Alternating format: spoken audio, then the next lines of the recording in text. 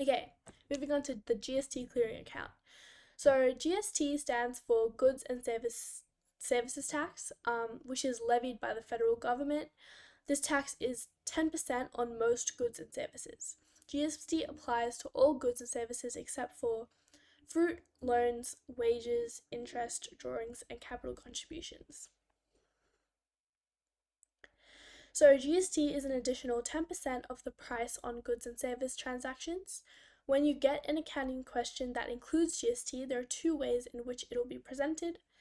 It'll either be plus GST, which means that you need to calculate GST on your own and add it on to the amount. In these types of questions, the price provided in the question does not include GST, which means that you need to calculate GST on the amount and add it on. And you'll need to add on that GST yourself in order to determine the total price of the transaction.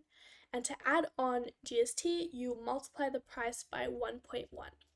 And the second type of question will be including GST. And in these questions, the price provided does include GST, and therefore it's the total price. So if you want to find the price excluding GST, you would divide the price by 1.1. When the business receives GST, for example through sales, that GST does not belong to them. The business collects GST on behalf of the Australian Taxation Office, which basically means that any GST that the business receives is owed to the ATO. And this creates an obligation of the business to pay that GST to the ATO. Therefore, it is a liability. However, when the business pays GST, for example, to suppliers or when they're paying for expenses, this reduces the amount that they owe the ATO, and thus it reduces the business's GST liability.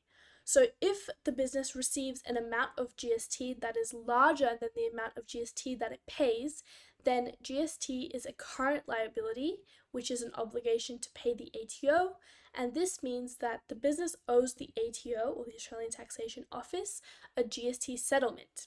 However, if the business pays an amount of GST that is larger than the amount of GST that the business receives, then GST is a current asset because the business will receive cash from the ATO. So which basically what this means is the ATO, or the Australian Taxation Office, owes the business a GST refund. So therefore, GST clearing can either be a current liability or a current asset, and it depends on how much the business pays versus how much it receives. However, it's important to note, because businesses use markups, the business's selling prices are higher than the cost prices. This is necessary for the business to make a profit. However, this also means that it's much more likely for a GST settlement to occur rather than a GST refund. So thus, GST clearing is more likely to be a current liability rather than a current asset, which means it's more likely that the business will have to pay a GST settlement to the ATO, which is why we assume that GST clearing is a liability, unless the business ends up paying more GST than it receives. There are a few events that could occur in a period that would result in payments of GST being more than receipts of GST, and that would be, for example, if the business makes a large expensive purchase.